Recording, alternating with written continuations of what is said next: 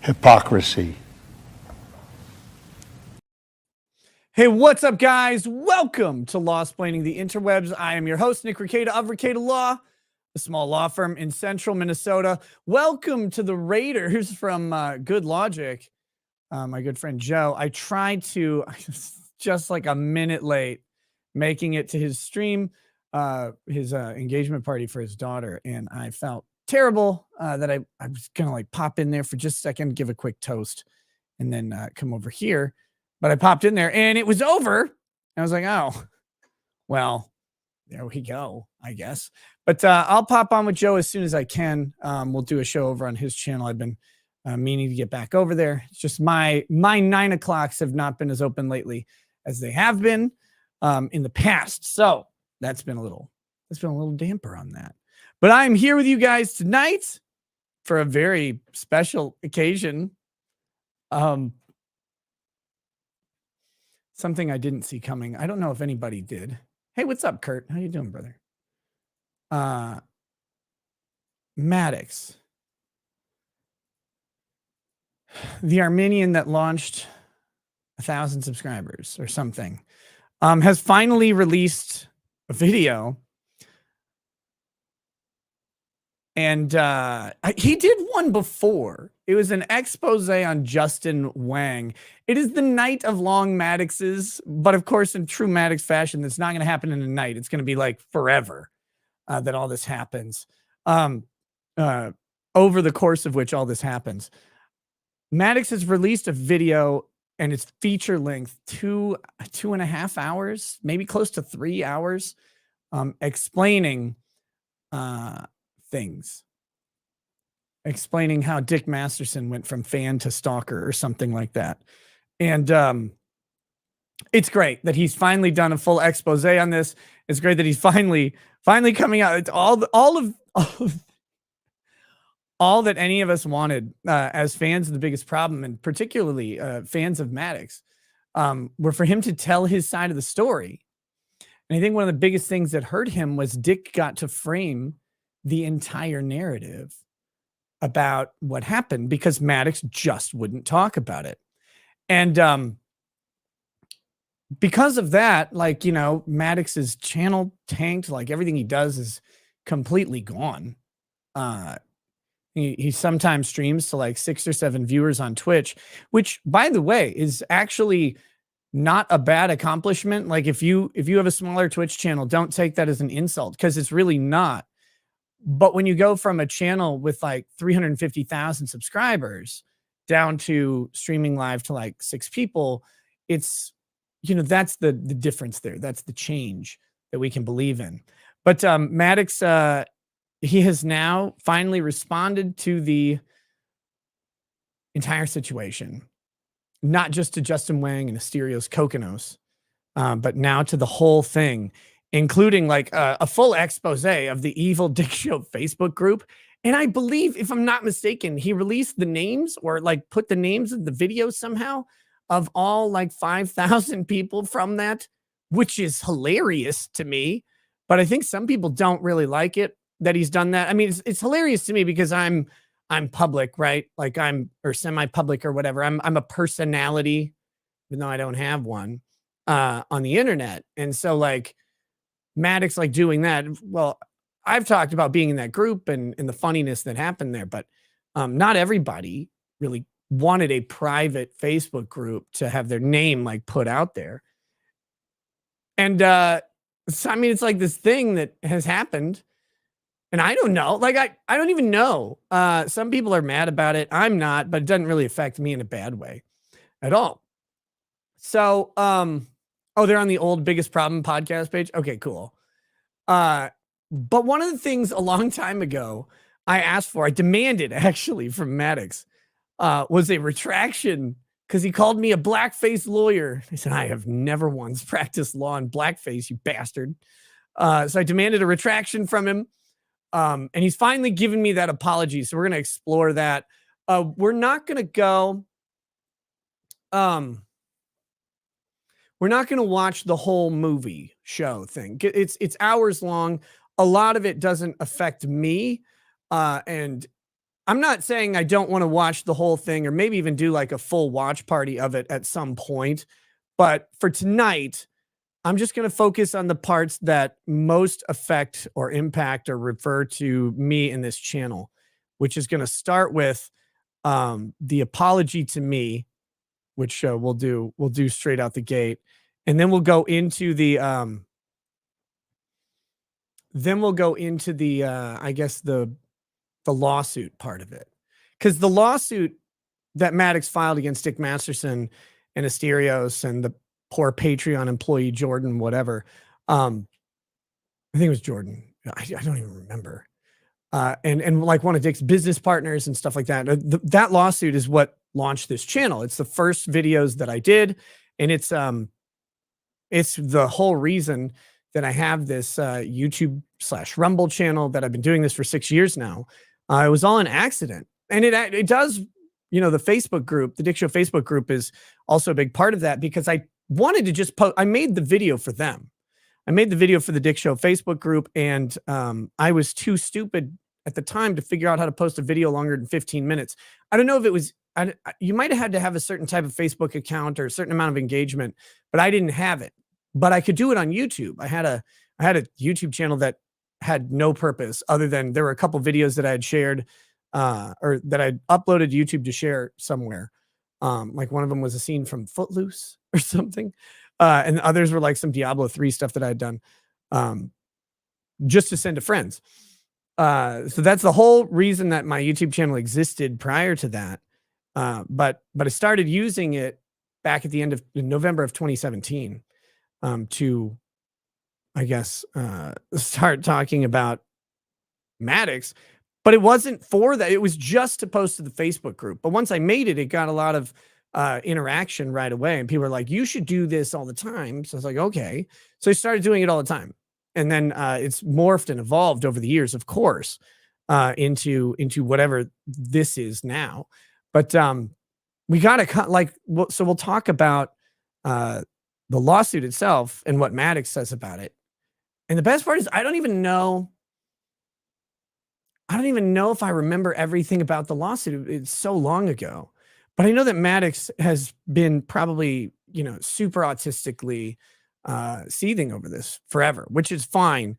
But this is the thing we all wanted. It's like, yeah, fight with Dick. That would be better. I think Dick even wanted that. He wanted Maddox to fight with him, and Maddox never did. But now, at the ripe time of 2023, Maddox has responded. So we got to watch this thing, and we got to see what's in there, at least the parts that are relevant. So we'll start with the part about me. We'll move into the part about the lawsuit, and we may move into the part about the Facebook group if there's if that's obvious in there. But we won't do the whole thing today. Maybe at some point I'll do like a marathon watch party with Dick or some other people who are involved, because I think it'd be funny. But I know it's not the, even though it's very related to how this channel launched and the history of it, a lot of viewers now don't care about Maddox. A lot of you probably have no idea who he is. So we maybe should do a brief intro on who he is. And we might watch the intro to his video as well, just to kind of get a primer on it. But as a preface, I'm going into this relatively blind. I have not watched this. I don't know what all is in it. And so people have sent me some questions or comments about it, but I haven't watched any of the video itself. So this is going to be something that I really am excited about. But I only kind of know by some mild association what's actually in it. So with that, oh my God, he has an intro. His intro is 8 minutes long. But we're going to get started on this pretty quickly because I don't want to, I don't want to burn. What is taking so long? Why is this video so slow? Okay. Doing these watch party things does take a little bit because there's pausing that needs to be done, explanations, laughter, all of that stuff does have to occur. And with that, I want to make sure we get enough of it into the show. But that's going to be the bulk of the show tonight. If you're looking for other stuff than that, I'm not giving it to you. I don't have other topics really prepped or anything. This came out and it's like, I got to do it. Actually, I would have done it yesterday, but Kyle Rittenhouse was on yesterday and really wanted to do the Kyle Rittenhouse show, obviously. I told him whenever he was available, we'd make that night work. And so he messaged me yesterday and asked if yesterday would work. I said, yes, let's do it. And then the Maddox video dropped and people are like, you need to do this immediately. I was like, well, hold on now. We're going to do the Kyle interview first, which I think is a little more important than Maddox, but that's okay. And then we'll do Maddox next. But if you did not catch that interview, the direct examination interview of Kyle Rittenhouse that I did yesterday is available both on YouTube and on Rumble in their entirety or in its entirety. So whichever platform you prefer to watch a replay on, the whole thing is there. And I really, really enjoyed that show. I hope you guys enjoyed that interview as well. And again, I tried to do an interview that no one else would really do. A lot of people would come in with their short, quick questions about Kyle and the shooting and the trial and all that stuff. And I really just kind of wanted to have a conversation with Kyle. And of course, we talked about a lot of that, as you naturally would, but we didn't do it in the sort of contrived way that I think is forced at a lot of things. And whoever says play at 1.5 speed, no, I will not. Won't do it. I hate that. I hate the 1.5 speed thing. I hate double speed. I hate watching videos like that personally. And I really hate watching them online like that. All right. So that's but that's how it goes with what we're going to do tonight. We're not going to do much more than that. I will say this though, to everybody watching, I want to let you know tomorrow night, it is very likely I will not be streaming, and I will try to make announcements about that as well. When I fully confirm that, I should know tomorrow earlier in the day, but most likely there will not be a stream tomorrow night. We'll be resuming on Thursday and Friday, or well, there might not be a stream Friday either. I'll have to check on that. I think I have an event to go to on Friday. So it's an event Lady Raggets and I do every year. I think Friday night will not be possible. But that being said, Thursday we'll stream. I think tomorrow will probably not, and it looks like Friday we won't. And if I do cancel the 2 streams Thursday or Wednesday and Friday, I'll probably do what I did this past week and do a makeup show on Saturday. Because I'm not a big fan of doing that. It's not something I typically intend to do. And I know people have wanted more consistency from the show, which I would love to just be able to easily promise, but life gets in the way of that a lot of times.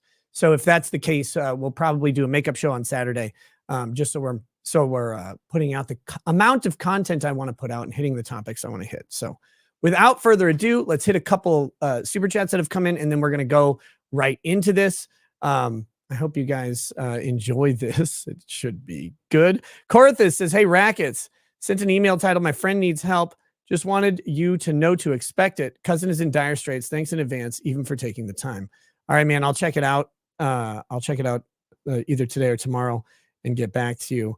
Mr. David Nemo says, I've waited for the show for years. Can I have a toast for my sister? She just had a baby to a beautiful baby girl. She had a baby to a beautiful baby girl. Okay. I think had a baby too, like was supposed to be TOO with a comma, a beautiful baby girl. Yes, I will give a toast to her. I do owe Joe's daughter a toast on her engagement, and then we'll get into everything. I am going to do this show with whiskey because I started off this show with whiskey, and I am going to do the show with ample profanity because that's how I started the show as well, covering the Maddox lawsuit. So, Mr. David Nemo, to your sister, to your sister who just had a beautiful baby girl. A cheers to her, a cheers to your family as you welcome a new life into the world, a life that is unmolded, uncorrupted by the world that we live in, and an opportunity to make a better future for the next generation by bringing your morals, your values, and your understanding of the world into this child when the world wants to destroy that child's life with what the world believes. Always resist that and raise her into a good person that she should be. Cheers to you. Cheers to them.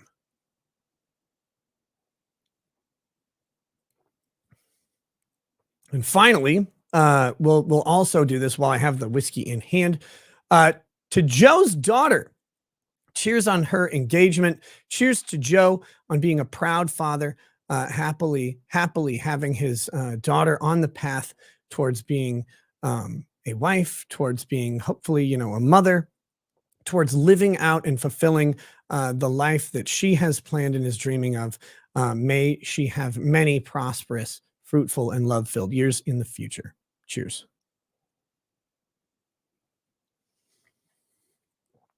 All right. Okay. All right. Here we go. And then finally, PJ Park JD says, tell the people to buy The Age of Learjet at barnesandnoble.com like you are fat shaming them. So you want me to book shame them? Listen, Chad, I know you think you can read or whatever because you've strung together a couple words, been scrawled down on a Chinese menu, greasy Chinese menu, stuff that doesn't even have proper grammar or English. But if you want to actually flex that lexicon up in your head, you want to actually work out those literary muscles, you need to pick up The Age of Learjet at barnesandnoble.com and prove to the world you're not a stuttering simpleton flopping around at a gymnasium pretending to flex in the mirror when you can't even spell mirror or flex or you. Get your ass to barnesandnoble.com if you even can. Pick up The Age of Learjet if you can read the website, and then feast your eyes on a literary masterpiece. Just don't feast because you're fat. There we go. Hope that works for you, brother. Without further ado, let's get into this thing. Let's get into this. This is the Maddox video. Now, this video is available on Maddox's YouTube page. I am, again, not going to cover the entire thing. We will be pausing and offering plenty of commentary to make sure we are in fair use. We're only going to hit the sections that are relevant to what I want to talk about today, and we'll be offering criticism, commentary, and analysis that should sufficiently do this. I'm going to start with this opening frame before we even play the video. That top left picture is from one of Maddox's funniest things he ever did on his website. I believe he turned this into a full-length book, which is not as funny. But Maddox used to rate children's art. He used to rate children's art, and that is one of my favorite pictures that he rated and criticized. Is a picture of a fire truck. It's got hair coming out of it, which he commented all over. Called it a hairy piece of shit. I think he gave it an F. Great. This is truly like the Maddox that was funny in the 90s and the early 2000s. He was this guy who, like, he decided he was an expert on children's art, and so he decided to rate it. And his ratings were funny. His critiques were funny. In that very sort of not very heady, not very intellectual way, but just in this straightforward comedy way of every time like a kid shows you a picture, you just want to tell them, well, it actually sucks. It actually sucks. I mean, it might be because you're 6, but it still sucks. Like, you should try harder, or you should try something else. Like maybe seppuku or whatever, because you're not going to be an artist. Like, that's what you want to tell kids when they hand you pictures. Sometimes instead you're like, oh, this is great. This is cool. Is this like a pizza or whatever? And they're like, no, it's a spaceship. I'm like, oh, I don't know how it flies. Probably about as good as you draw. You want to do that, but you can't because as a kid, you don't want to break their spirits or whatever, I guess. But if it's not your kid, maybe you can. And Maddox would do stuff like that. And it was funny because everybody thought that Maddox was doing like this satire thing. I think Maddox is actually recognized as a satirist. But he found out later that Maddox wasn't satirizing anything. He was just being himself, which made it in some ways funnier, in some ways sadder.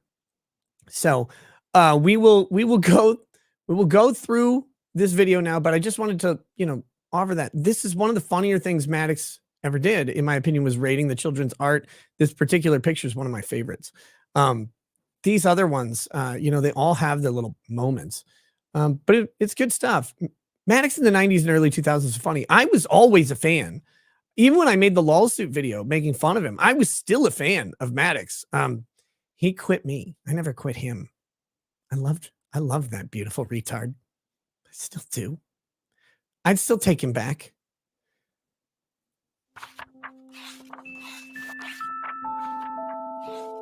If you knew somebody who went through a breakup or lost a job, they might want to talk about it for a day or two, maybe even a few weeks. That's understandable. But what if they kept talking on and on about it for months? You might think that was a little bit strange. Maybe it's a little bit strange. But what if, because of talking about it for months, they started to make $10,000 a month, and then $15,000 a month, and then as much as $20,000 a month talking about the breakup? Would you then consider it strange that they keep talking about it? If people kept paying them to talk about it, that becomes less strange. But we'll go with the premise, Maddox. But what if they kept talking about it every day for over a year? Just a year? You'd probably think that was a little bit excessive. Now, what if that person kept going on and on every single day for over 5 years? Yes. I'm about to tell you the story of an obsessed stalker who's been doing just that. It's a story that involves death threats, fraud, blackmail, extortion, theft, and blackmail. Somebody call Chicago. One got away. White Sparrow, thank you. Love the interview with Kyle. Very laid back and very cool. Thank you. That's what I wanted to do. And I loved how relaxed Kyle was in that interview. It seemed he was way less wound up than the first interview we did. So I like that. Impersonation, lawsuits, stalking, rape threats, the police, the FBI. Okay. The impersonation we'll get to when we cover the lawsuit part of it, probably. The lawsuits came from Maddox.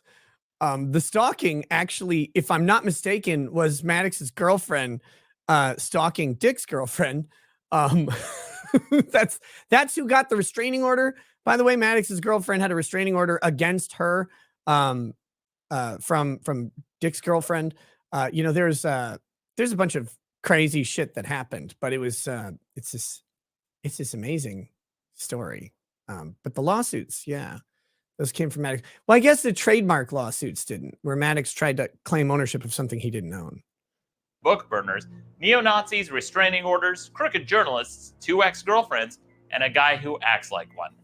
This is the story of what happens when fans become stalkers. Yes. Yes. Yes. They're like, well, what's the secret? How do you get so many downloads? Like, how do you start something like that? And I was like, oh, it's easy. You just glom onto someone who's way more famous than you. Welcome to the best show in the universe. I'm Maddox. What would you do if somebody told a lie about you to get attention? Would you respond to it and give them the attention they want? Or would you... Nick, if you haven't watched this, how do you know where he's going? I don't know where he's going. I can just infer from things that have been, like, I've know this story pretty well. I was a part of it, which is why I have a section in the video called the N-word. But no, I just know what he's going to say because, like, I was a big fan of Maddox for a while. I stumbled across his page in high school and would laugh at the stuff on there, and then I kind of lost track of him. I didn't remember like who he was. And one day I was walking through I think was it a Borders bookstore? I think it was Borders. It's in downtown Minneapolis. It's not there anymore. And I saw this I saw this book called The Alphabet of Manliness, which was written by Maddox, and I bought it because the intro to it was so funny that I had to buy it. And then I love that book. It was great. And then he starts his show with a guy I never heard of called Dick Masterson called The Biggest Problem in the Universe. And I started listening to this podcast. I was like, oh, that Maddox. I remember that Maddox guy. And it was this just kind of reminiscing of what it was. And then then Dick was on the show, and like a lot of people, I think I didn't really like him at first until you realize that what he was doing was like a persona as a foil to Maddox. And then it made a lot more sense. But yeah, I don't know where this is going per se, but I can guess because Maddox is not unpredictable. He's very predictable. The other thing, there are section headers for each of the different things. So you've got intro, obsession, silence, irrelevance, book burners, doxing, pedo projection, guns, the N-word. This is all about me. Well, as well, I think. The rape list, the boy who cried canceled, who I don't know what that is. Exes dating exes, and then the restraining order, the lawsuit, and the mystery man. So, I mean, the intros give us, or the headers give us a little bit of a clue, but I don't fully know where this is going. You ignore it and take a hit to your reputation. It's a lose-lose situation, and you might choose to ignore it if it was a small or occasional lie. Maddox, all he had to do to like win or compete or make a fortune was to not ignore it. Instead, he tried to ignore it, and then he filed a lawsuit. But if he didn't do that, Maddox would have made tons of money. People were begging Maddox to just talk about this. Instead, he went and talked about everything else in the world, and none of it was interesting. But what would you do if the person told thousands of lies about you almost every single day, smearing you for over half a decade? I'm about to tell you a crazy story about a fan who became a stalker, got close to me, and has dedicated over half a decade to obsessing over me. He's even been able to turn his stalking into a business model, and he did it with the help of some very surprising people. I'll tell you who this is by the end of this video and how it's gone on for so long. Who's the mystery This man? is a story I'm telling Digi bro? publicly for the first time, and it'll be apparent why I haven't talked about it before now. But first, hi, I'm Maddox. You may know me from such things as the internet and books. Here's a quick introduction to give you some context for those of you not familiar with who I am. For over 20 years, I've written several books, hundreds of articles. No, for over 20 years, you wrote like one book, and then eventually you wrote two others. But and you kind of shit them out very quickly, but that's okay. The webpage and your Alphabet of Manliness book were the most important ones. The rest of it was kind of phoned in. Articles, wrote a comic, and even worked on several video games. I've appeared in everything from Time and Newsweek to CNN, NPR, and even the front page of the New York Times style section. I've been in movies, TV shows, and even hosted an entire season of a game show that I'm not even sure is aired anywhere because I haven't seen it. Okay. Oh, idiots. I also appeared on an episode of Penn and Teller's Bullshit where Penn Jillette took a huge dump on me and later apologized after I called him out for it. I think old people should be shot into space. We've since buried the hatchet, and I think he's a stand-up guy. My work has reached over 250 million views, and if that sounds kind of braggy, that's because it is. But there is a reason I mention it, because along with the fans I've amassed over the years, I've also attracted quite a few stalkers. I don't know if I attract more than the usual amount for someone who does what I do, but for whatever reason, I have a lot. They usually start out as hardcore fans, and then they start showing signs of obsession by tracking everything I do and demanding more and more of my time and attention. Wow. Sometimes when they don't get it, something snaps. Maddox, you don't get that more than anybody else. That's just part of it. It's just what happens. It's okay. It's okay, buddy. One of my earliest stalkers was a guy named Nolan who became obsessed with me around 2002. He followed me around everywhere online, on forums and chat rooms, to even my university, where he somehow found my private university school email address. Then things got really weird when he emailed me one day saying that he was going to start a religion based around me called Maddoxism. I thought he was joking or it was a poor attempt at flattery until one day I received an email with an attachment titled The Maddox Bible. So the funny part about this is I highly doubt this bothered Maddox at all.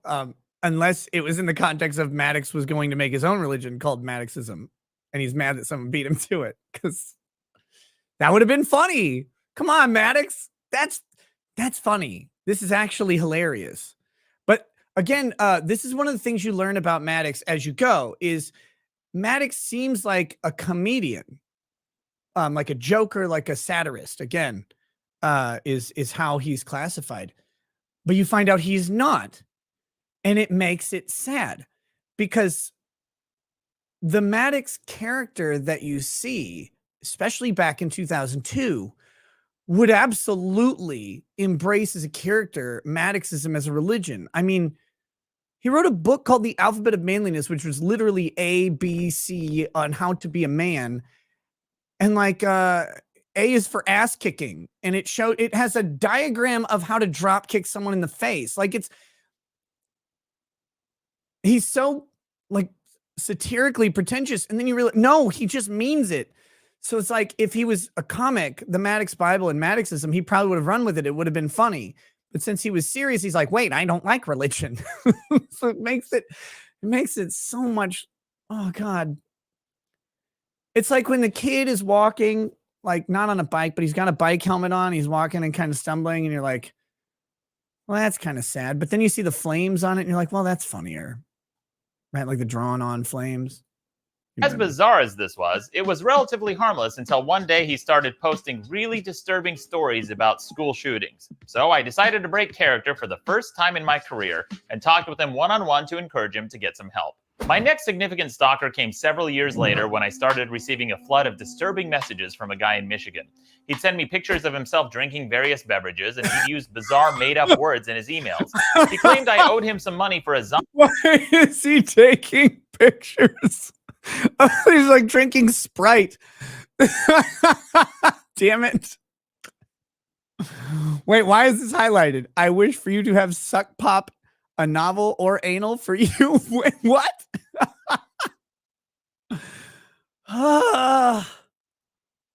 Zombie film we allegedly shot in Hawaii. Only problem was, I hadn't even been to Hawaii at the time, and I sure as shit had never met this guy. And like many other stalkers, when you ignore them, sometimes they get angry and start making threats.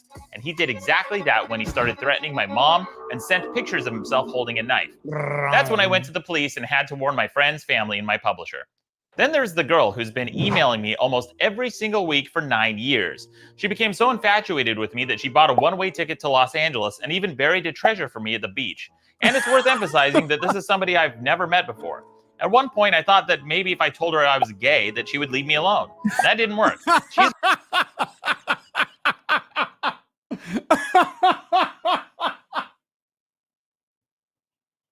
Why would you think telling her you're gay would make her leave you alone? He's like, you know what I'll do? I can make this crazy stalker who's in love with me go away by saying I'm gay. Maddox, that'll never work. She can fix you. Oh, God. We're still in the intro, guys. There's about 4 minutes of intro left. You are who I want in my life details. I choose you. Not much of a poem tonight, but I mean, it's tonight. How many poems did he get? Why didn't you just publish them all? They're amazing. She's convinced that we're meant to be together and that I'm sending her subliminal messages in my writing. And to be fair, I am. But all joking aside, I eventually broke character a second time and encouraged her to talk with a therapist. I tried to be as sensitive and patient as I could, but she got angry at me. I thought that would be the end of it, but she still emails me to this day. But by far, the worst stalker I've ever had is a guy named Dax Herrera. He goes by Doxed! Defeated Dax is doxed! Desperately defeated Dax! Oh, God. So Dick is the worst stalker you've ever had, not the woman who's been emailing you every day since 2012 and wants to wear your skin, your gay skin or whatever. All right. That's cool. I love it. This is perfect. Dick Masterson online, but he uses many aliases in part because he's had so many of his accounts suspended for harassment. Wow. And like all the other stalkers, he started out as a fan. In fact, he used to send me fan mail like this one, where he begged me to link to his website. Subject: to His Majesty, the Honorable Maddox. Come on, man. How about a link? You're the man. And this one, where he said he's been following my work for over 20. Wait, so why did he need a link to his website? Dick, don't you know how to use the internet, you fucking boomer? God damn it. Years, and another one reiterating that he was a longtime fan. But unlike the other stalkers, he actually did get close to me. We even became friends and worked together. I'll get into who he is and how he got close to me in just a moment, but in short, we had a falling out when he was caught lying and talking behind my back and hiding financial information from me. So I cut ties and tried. Or the fact that you found out that he was dating your ex-girlfriend. Maybe that was it.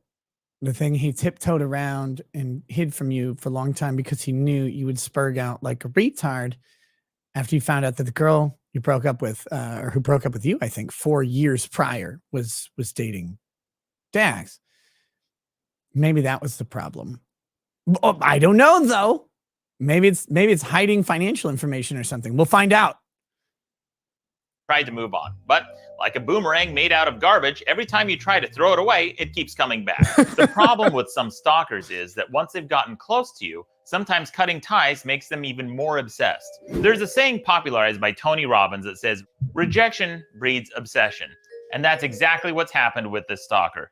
He's become completely obsessed with me. What I'm about to show you was collected with the help of fans because it would be nearly impossible for me to do on my own. I want to stress. Do you have fans left to help? That's cool. Was one of them that RM chick? So this is just a small sample of the stalking and obsession. In 2021 alone, he tweeted about me over 380 times. The year before that, 475. And before that, over 500. Wait, so it's diminishing by year. That means eventually he won't tweet about you at all. What are you even whining about? And from 2016 to 2017, over 2,033 times. Yeah. That's an average of 1.9 tweets per day, every day, for 5 years. And this is just a quick estimate where my name could be searched, not counting subtweets and replies or the thousands and thousands and thousands of comments on other social media platforms. So the interesting part of this, of course, is that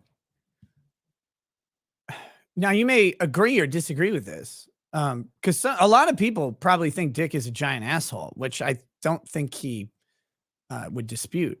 But if your business model involves another person and telling the story of them as a former business partner, oh, and by the way, the person that sues you, and you talk about them in the lawsuit, you're going to talk about them a significant amount. Like that's going to happen.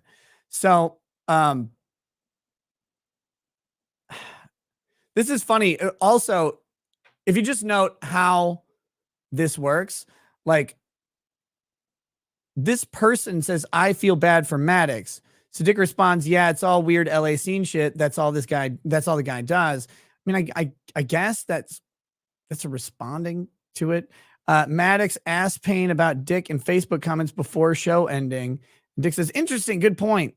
But it's like responses and stuff. Yeah, of course they're in there, but you're searching from other people's Maddox call outs. But again, if your business model that's netting you 20 grand a month is talking about someone, are you going to talk about them a lot? Of course you are. Like that isn't that weird.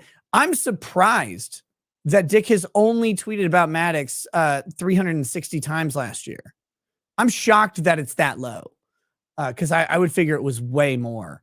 And then the previous year, I figured Dick tweeted about Maddox thousands of times a year. But, you know, that's, I guess. But yeah, and I know a lot of people do not have to like Dick Masterson. I don't give a shit if they like him or not. I just find it funny that Maddox is trying to frame this the way he is, because it's like, well, bro, you sued him. You sued. And if you don't know about the Maddox law, you can go watch my videos on it. They're the first videos on the channel. Maddox sued Dick Masterson for somewhere between $20 and $400 million. It's actually impossible to determine what amount he was asking for, but the lowest amount Maddox was asking for in that lawsuit was $20 million. All right. For quote unquote defamation. It was dismissed. It was dismissed in a New York court. never had to go to trial. And New York didn't have an anti-slap that was functional at the time either. So it was dismissed in the old fashioned way because the lawsuit just had literally no merit at all. But that was what he sued him for. So again, if someone sues you for $20 million, you're going to talk about it and talk about them? Maybe. Now, again, factor in that talking about it and talking about that person starts to make you 5 figures a month in income. I talk about someone all day.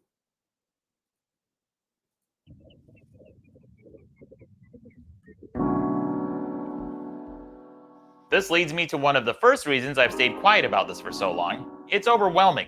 If you read these tweets 4 at a time, back to back on a 6-inch smartphone, you'd have to scroll over 752 full pages. At 6 inches per page, that's about 376 feet of tweets. That's taller than the height of the Parthenon in Greece, stacked on top of the Colosseum in Rome, stacked on top of Niagara Falls. What kind of autistic analogy is this, Max?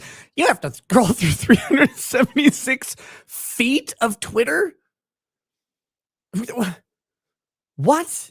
And this is the Maddox we all know and love. Like, this is him. This is perfect Maddox form.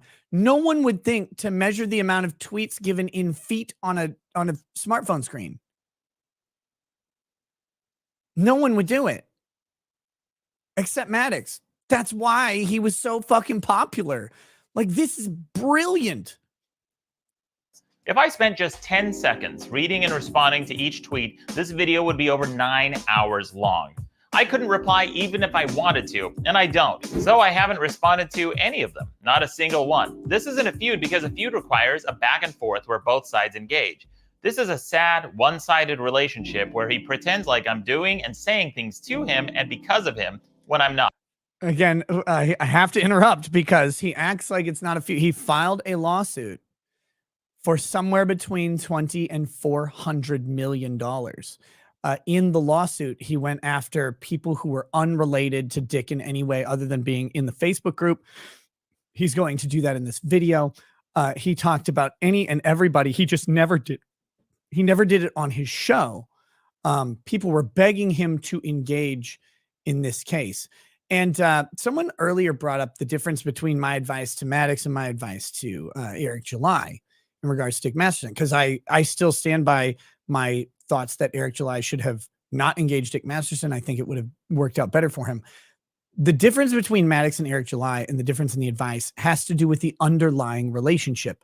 Maddox and Dick did a very successful podcast together every week for 2 years, and then it broke off suddenly. When it broke and they split, they each started their own shows.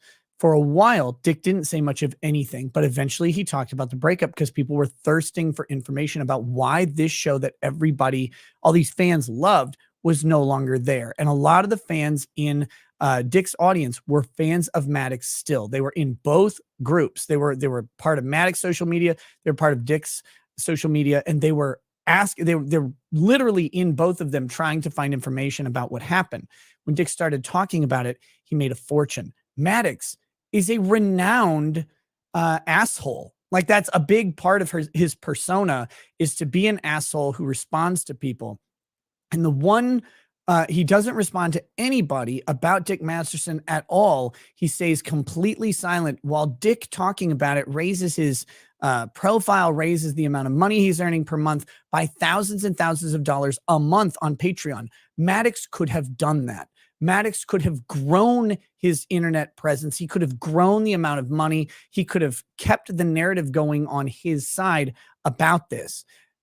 But that's based on the existence of prior relationship and a commingled fan base that liked both of them and liked a co-project that they made. That's way different than Eric and Dick, because Eric and Dick don't have any history. There's nothing between them. Dick doesn't have material unless Eric responds. Dick doesn't have any material to offer about Eric July because he doesn't know him. Dick had volumes of shit to say about Maddox because he worked with him every week for 2 straight years and was a fan prior. These are way different scenarios with way different goals and outcomes that each person could get. Eric doesn't need Dick's help for money. He doesn't need to glom onto Dick for clout. Maddox could have really used to go ahead and secure a base of supporters that Dick would ultimately end up getting. It's all about social media strategy, but it's all based in context. Maddox failed miserably in this because he just wouldn't talk about the one thing his fans, who would eventually leave him, wanted him to talk about, because it didn't make any sense to anyone. And he lost that opportunity. He's trying to gain it back 5 years too late. Not. For example, when he attacked my online store, I ignored him, but he pretended like I responded to him by quoting an old tweet of mine claiming that he struck a nerve with me. Only problem was, my tweet was 7 months old, so he's responding to old tweets of mine as if they're statements about things he's saying in the present. There are a lot of bizarre Not responses really. to conversations where he pretends like he's talking directly to me, even though I've had him blocked for years. In fact, until I started skimming a few of these tweets while making this video, I didn't even realize how bad his obsession had gotten. For example, one time he watched a 4-hour live stream I did and commented on every little detail, including when I got up to go to the bathroom. I literally can't take a shit without him obsessing over it. There's a quote that says, if you It's a joke. It's a joke, man. It was a joke. hate somebody but you can't keep their name out of your mouth, you're not a hater, you're a fan. So I'll call him Fanboy from now on. Okay, do it. That's funny. Okay, so that's the intro. That's how you know about Dick and Maddox and who Maddox is. I wanted to get through that part because I can always kind of tell you who Maddox is, but it's always better, of course, if people say this in their own words, because you don't want to take my word for it. I'm obviously biased, even though I still think Maddox is great, and I think his apology to me is the funniest thing that he's done in a while. That's my personal opinion, and it's the thing that we all liked about Maddox, how he handles this apology that I demanded of him. I hope he has that demand in this video, because I think that'll be funny. But how he handles that is the way we would want Maddox to handle stuff, like, because that's him. I think it's a beautiful but brief return to form. So we're going to get into that next. This chapter is called The N-Word, and I do believe it's about, I'm pretty sure this part's about me.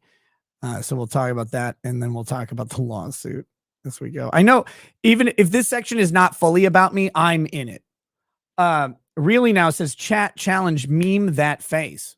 Oh, I don't know what face that was, but Maddox's face or Dick's face. Maybe it was mine. I'm not sure. Hamilton Burger, Nick should try and get Dick Masterson and Maddox on to review the whole video. I would happily do that. I don't know if I'd want to do that on my main night show, maybe on a special show, maybe on a local show. I don't know. It's always weird to bring this stuff, especially this stuff that's not directly related to me, into the show at this point in time, because my show doesn't have anything to do with Maddox anymore. It did at the beginning, because I was covering that lawsuit. After that, I don't think I talked about Maddox too much. One thing people may not understand is Maddox's lawyer was also the first person to send an ethics complaint to me, or about me, to the Minnesota Professional Lawyers Professional Responsibility Board. I had never had an ethics complaint before. I have since never had an ethics complaint from a client. All of my ethics complaints come from typically people in regards to this show. The closest one would be Montegraph's lawyer, David Schneider, because I called him a cunt. Actually, that's not true. That's what he kind of phrased it as, but I said he was being a cunt or acting like a cunt, something like that. But that was the closest thing, because that was an ethics complaint regarding litigation that I'm involved in. But I've never had an ethics complaint from a client or even an attorney that is opposing counsel to me working as a lawyer. Yeah, Hamilton Burger, believe me, I recognize your name. But yeah, I got it. Turbo Garage says, always remember, Dick didn't say anything beyond creative differences until Maddox made the rapeless video that he spread around to all their friends. Yeah. Oh, that's right. That's right. Yes. Someone made a rape list on a website or something. And I think like Maddox's girlfriend was on it or something like that. along with other women involved in the fan group or something. It was weird. I don't remember the specific details, but Maddox had the rape list and he spread that around. I think he blamed Dick for it and sent it to their friends in LA. And that is what prompted Dick to talk about this. I'm sure Maddox mentions that in the video. I'm sure that's what happened. It was on 8chan. Amazing. Amazing. But yeah, I'd forgotten that piece of lore. Thank you.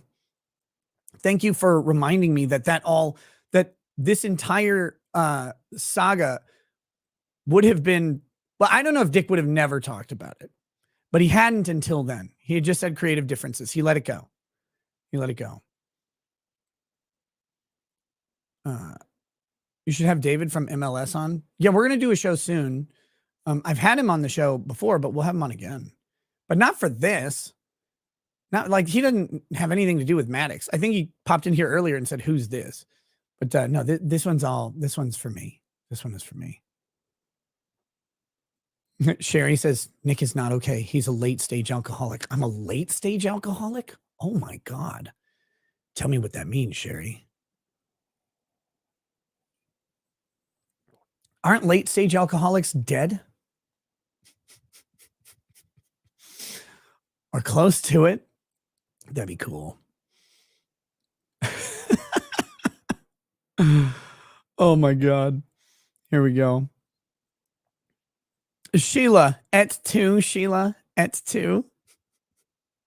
To them. Maddox and that. Maddox. In January of 2017, Fanboy falsely claimed that someone used the N-word on my podcast network. He then encouraged people to contact my sponsors to drop their support. Ooh. Fanboy was and still is obsessively looking for ways to attack and provoke me. But when he and his mob couldn't find anything on my podcast that could get me canceled, they decided to wage a guilt by association campaign by expanding their search to people I knew and shows I had nothing to do with. For example, someone who had a show on my network said the N-word on a different show that didn't air on my network. I had nothing to do with it. The show in question was a private show behind a paywall. And again, I had nothing to do with it. I didn't say it, and I didn't air it on my network. I'm not even defending the use of the word. But because of my loose association to the person who said it, and he had an unrelated show on my network at the time, Fanboy promoted the idea that it was okay to go after my sponsors because of this guilt by association. Because I'm a liar. Fanboy then lied and told people that I aired it on my network. It was such an egregious lie that at one point, even his co-host pressed him and asked for clarification if the clip actually came from my network. He lied and said that it did, and then he added, it doesn't matter who said it. You said, I think that your sponsors would want to know what kind of shit they're supporting. Was this on the podcast? No, this was on his network, but it doesn't matter who. Because I was it doesn't matter who said it. Well, yes, actually, it matters a whole fucking lot who said it. When you're forming a mob to go after someone's livelihood, you better fucking make sure, or better yet, don't do it. But Fanboy lied and said that it was on my network. This didn't happen, period. He is a liar. And I lie all the time. I don't care. He doesn't provide any evidence for it because there is no evidence for it. He said it as justification to attack my sponsors. In Elite's conversation, he posted a screenshot where I was telling someone I didn't air it on my network. But he not only doubled down without any evidence. Yeah, it was Rucka Ali. I'm trying to remember this lore. It's so long ago. Rucka Ali. I think, did he drop the N-bomb? Was it about Denzel? I'm trying to remember who it was about. Who was it? It was Pod Awful who said the N-word. Sherry Sherry in the chat is great. So Sherry mentioned that I'm a late stage alcoholic, which is funny. I just responded, I'm literally in the best health of my adult life, which is a conscious choice, but okay. He says, cool, enjoy Prison Stalker. All right. Now that's what I'm looking for. Thank you, Sherry. Your legal assessment is far better than your medical one. I will have a drink in your honor. A cheers to Sherry. May she enjoy many, many years of complaining about something. Mm.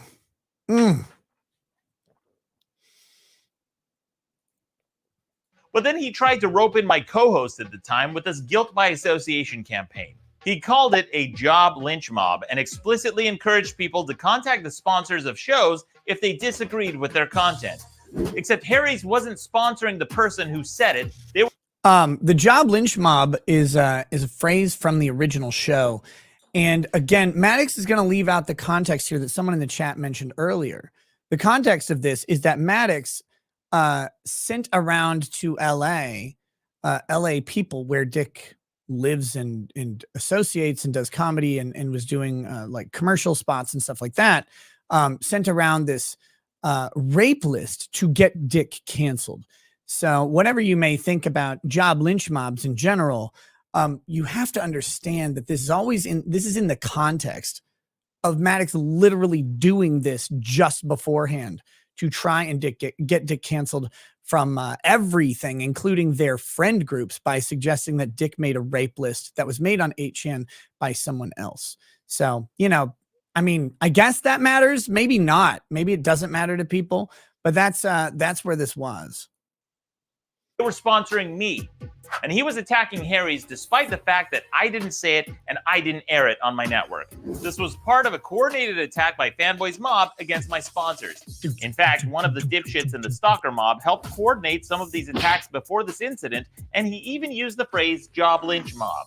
What's especially nefarious about this guy is that he knew it wouldn't take much, estimating around 10% of the group to get the job done. And the reason he knew that is because he's the creative director for a marketing agency. He knew exactly how to attack someone's All right, Aaron Easler. No, this is actually not a secret. You don't have to be the creative director for a marketing agency at all. I learned this covering the Vic Mignogna lawsuit and debacle in general. The amount of emails that it takes to get someone canceled from an appearance or from a thing is remarkably small. Because if you guys have any job at all that involves email, you know that every email you get makes you want to eat a 9mm, right? Like every single email, you're like, fuck, I can't. You get mad. You get mad at that someone would have the audacity to want to send you an email, and you're like, that email better be like it better be something that leads me to actual money in like a pirate scenario where it's like a treasure map and I can just go dig up my next month's pay. You hate email, and inherently we all do. Now imagine you're a guy who gets 30 emails a day, and every one of them you scream autistically at, like you shriek in rejection of the premise. Now imagine that every day you get 50 more emails than that, and all of them tell you to cancel someone because they are evil. Just cancel evil person. It's 50 emails every day that you have to deal with. You have to get them. Have to at least open and delete them. It's a remarkably small amount of people who need to do anything to overwhelm some person at their job, and they will cancel people just for the convenience of having done it. And it works. It works every time. And that's what cancel culture has learned, is how little they need for involvement. So if you're someone with a Twitter account with 10,000 followers, and you can get 1% of them to send an email every day, you get 100 people to send an email every day. I mean, you'll have someone canceled from events and appearances all the time. If you can get 10% of them, if you send 1,000 emails every day, they'll be canceled in minutes. It's crazy how effective it is. And it's why the Troon Orchestra can get it done. It's why all of these people you've ever heard, like you've never actually heard of them, but they have enough of a following that they can weaponize a motivated few to send some emails. And that's it. They don't investigate it. They don't have time. They're doing everything else in the world. What are they going to do? They're going to, well, I need to check for police reports. I need to check the online chatter about this, but the online chatter is already dominated by these people who hate this person. It takes no effort to get someone canceled or deleted. Very few people at all. And so Aaron Easler may be releasing the secret and spilling the secret, but that secret sauce is known to everyone. Now, speaking of secret sauce, I think there's something we have to do, and that is talk about today's show sponsor, fieldofgreens.com. Big supporters of the show. Very thankful to always have them as sponsors. I do really legitimately love their product. And they are here. If you go to fieldofgreens.com, they're here. They are a pure organic superfood. Really what it is powdered fruit and vegetables. It's dried up, like freeze dried or whatever. I don't know how they specifically do it. They grind it up. They don't put other bullshit in there. They don't do anything else. And you just add a 10-gram scoop of Field of Greens to whatever beverage you like. Mix it up. Sometimes you can have a complimentary flavor. You know, you can just do it with water and have the flavor of the Field of Greens, but you can do it with other stuff. You can do it with alcohol if you want. I don't recommend 10 ounces of alcohol unless you have a liver made of whatever mine's made of. Don't do that. Just kidding. 10 ounces of alcohol is devastating even to me. But that being said, you can put it in water. You can put it in a mixture of vodka and water, vodka and lemonade, stuff like that. If you need your liquor in the morning with your vegetables, you can do it. That's on. They would never say that, even though that's what they would never say it. I'll say it. But you can put it in other stuff. You can put it in Kool-Aid. You can put it in a whole bunch of things. It's great. The flavors are good. The powdered substance is inoffensive, and it dissolves well into liquids. And ultimately, what you're getting is the benefit of a serving of fruit and a serving of vegetables with each scoop that you add. So if you're like me, you have trouble kind of like getting those enough of those servings in your day because you're running around. When you get home, you just want to eat a steak and you're like, I don't want to cook broccoli or cauliflower or whatever. You can add some Field of Greens to one of your drinks during the day, get a serving of fruit, serving of vegetables. Very nice way to just add that general health benefit to you without having to go through the hassle of keeping that shit around. Fieldofgreens.com, promo code KNOWS. They also sell a weight loss supplement, a lean supplement, which is a daily pill that you can take. And I believe they have a testosterone boosting supplement that's either out or coming out. I have not tried this at all. I don't know how to I don't know if there's like at home testosterone measurement kits. I don't know how one would actually test if it is effective at that, but they do have that coming out. I'm not sure if they'll send me some of that or whatever, but they do have that as well. So you can check those things out. I do believe promo code KNOWS works on all of them. But if you have not tried it, please do. Thank you for sponsoring the show. Fieldofgreens.com. Again, promo code is KNOWS. Get yourself a discount. It is a premium product, so it doesn't have a cheap price. You don't want cheap shit. You don't put cheap shit in your body. All right. So here's what we're going to do. We're going to read super chats on YouTube. We're going to pop over to Rumble exclusively, and then we will go on. You know what, Chichunia? You know what? Rude. Very fucking rude. We're going to read these super chats and then we're going to get over to Rumble exclusively and I will see you there. Make sure you check out the link. It is pinned. Wait, Valhalla, you fucking idiot. You retracted your pinned message. Did you screw up a link? God, I hate you. This was your one chance. It was your one chance. Sam says you need that testosterone booster. So I don't think so, but maybe I'll try it just for you guys. I'll see if my hair falls out or if my penis grows beyond 1 inch. Day Drunk Paralegal says, showed the girls at work Maddox's complaint. We all had a good laugh. That Picasso merits a motion to require adherence to formatting requirements. That attorney definitely didn't read the local rules. Oh, Kevin Landau is objectively a terrible attorney. Objectively. Not subjectively, objectively. He is awful. And he showed it in this complaint. But this isn't, you can read the Maddox, the lawsuit, or you watch my videos on it. But that is not actually the worst thing that Kevin Landau has done. He, on multiple occasions, has gotten clients. And this is he almost did this to Maddox, actually, which is kind of funny how it worked out. Kevin Landau will get clients to this place where their lawsuit,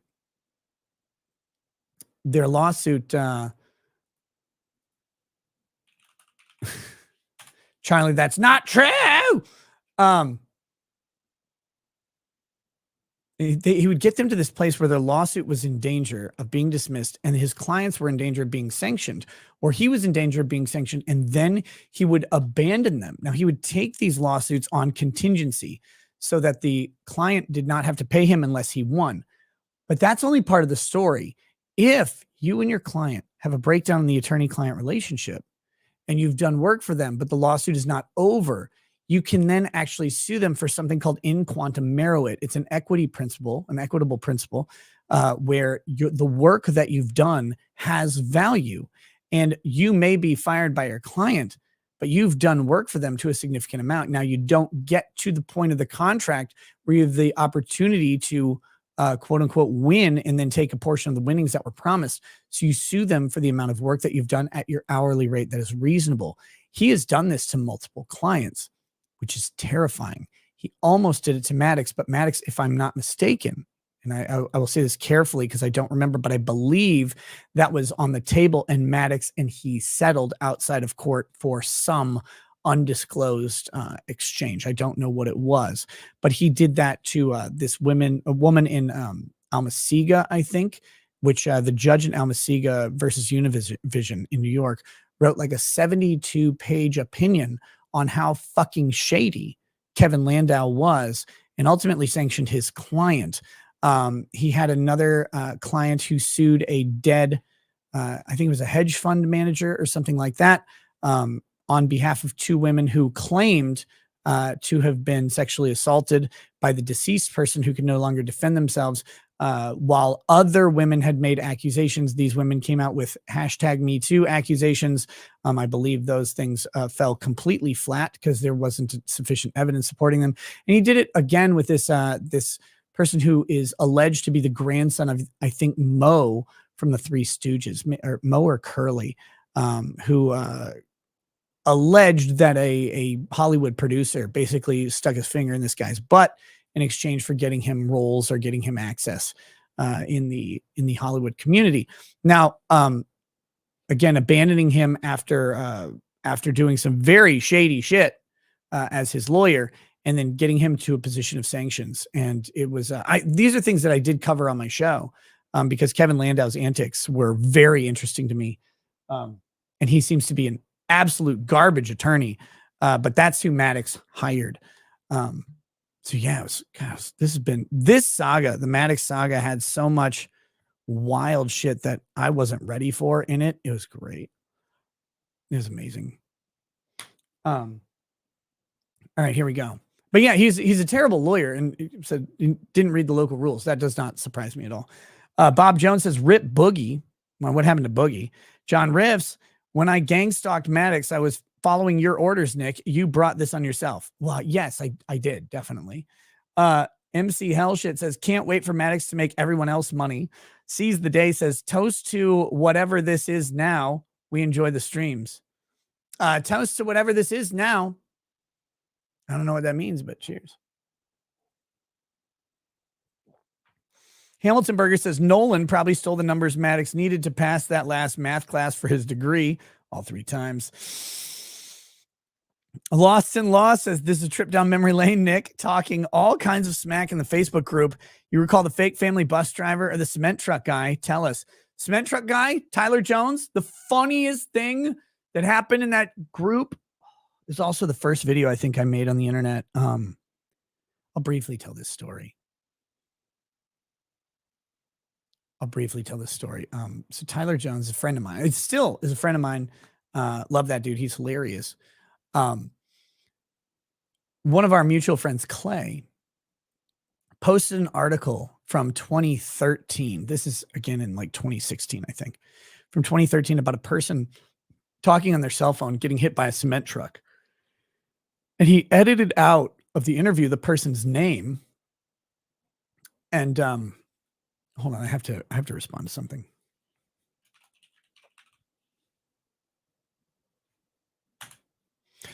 He edited out the person's name and wrote Tyler Jones in there. And then he posted it to the Facebook group. Now, effectively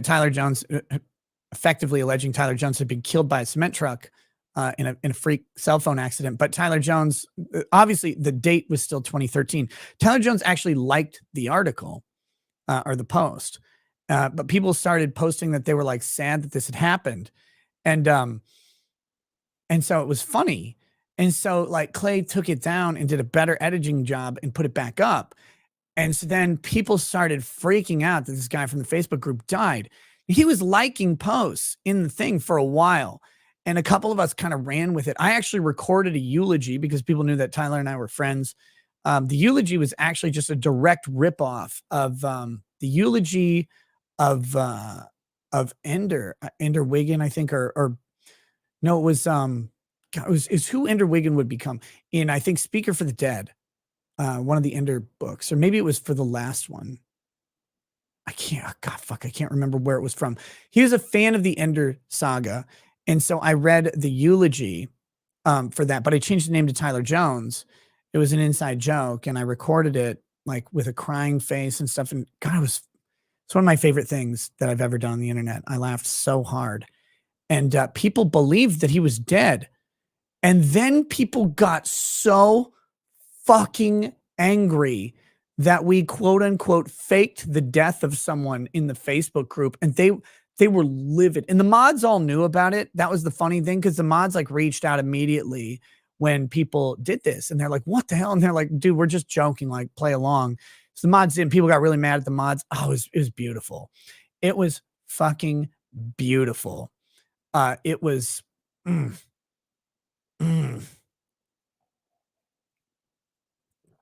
I loved it.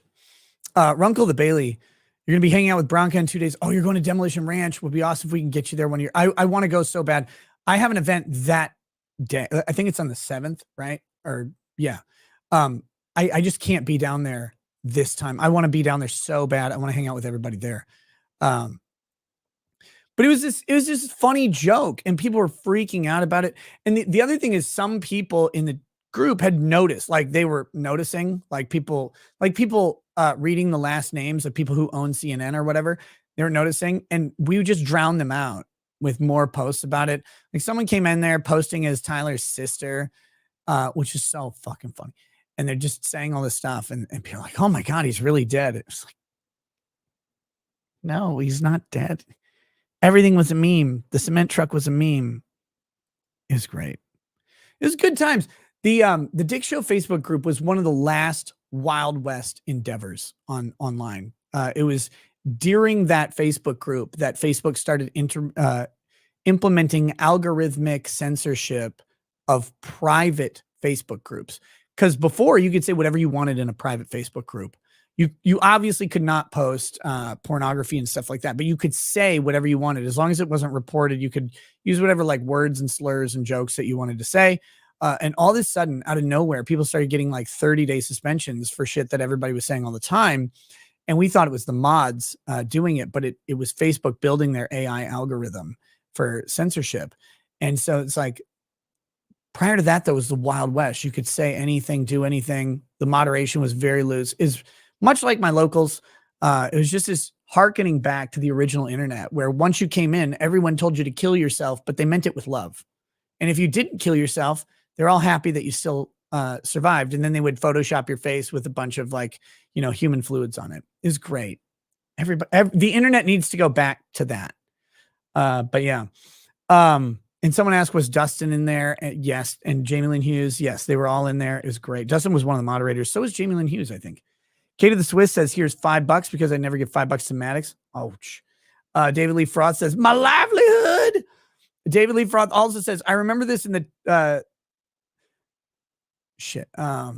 the Dick Show Facebook group was hilarious. By the way, please point out that Maddox has listed everyone who is in that group. I'm listed twice on his website, doxing us all and threatening law enforcement on us.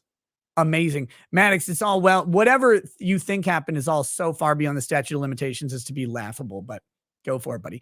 Yeah, if you go to the best page in the universe, you can find a list of everybody who was in there, including me. Nick Rekieta being listed in there, I believe. That was well before I went as Rekieta Law. Grifty says, look at the pin chat close. Valhalla is a goat. Valhalla had his links pinned the whole show. Valhalla, you bastard. You're fired. Patrick T says, Mr. Rice Rekieta, go to Valhalla when in Houston, for fuck's sake. Houston. Okay. We'll try it. All right, guys. That is the YouTube super chats. We're going to pop on over to Rumble and continue the show there. If you like this show, please click the like on YouTube. Please click the like on Rumble as well. Very much appreciate that. If look, this is kind of one-off for me content, but I'm glad you guys are watching. But if you like this stuff, I mean, I'm happy to go through the rest of this and revisit the lore of the Maddox lawsuit. It'd be funny to reread it now. And I've thought about doing that, but I don't want to you never want to come across as recycling old content. It'd only be funny to in 6 years, my views on a lot of stuff has probably changed dramatically. So I kind of wonder how I read the old lawsuit versus how I'd read it today. And I don't watch my old shows, so I have no idea what I've said over the course of time. So that would be maybe interesting. But if you like shows like this, drop a comment, click like, all of that stuff. And most importantly, join us on Rumble, where we're about to have 7,000 people or more watching, to YouTube. Thanks for hanging out. We'll see you over on Rumble in just a little bit. And if we don't see you on Rumble, we'll see you on Thursday. Reminder, I will most likely not be doing a show on Wednesday. Some real life stuff has come up, not in a bad way, in a good way, but it has come up at the time I would normally do a show. It looks like Wednesday and probably Friday, I will not be doing a show, which means I will probably be doing a makeup show on Saturday again, just like this last week. And if that's the case, I'll try and have everything announced ahead of time, because I do want to make sure we're putting out the amount of content that I plan on putting out, which is a minimum 4 shows a week. That's the kind of goal to do. So we'll be doing that. I think my Saturday should be free to do that. So we'll see you over there in just a minute. Peace, guys.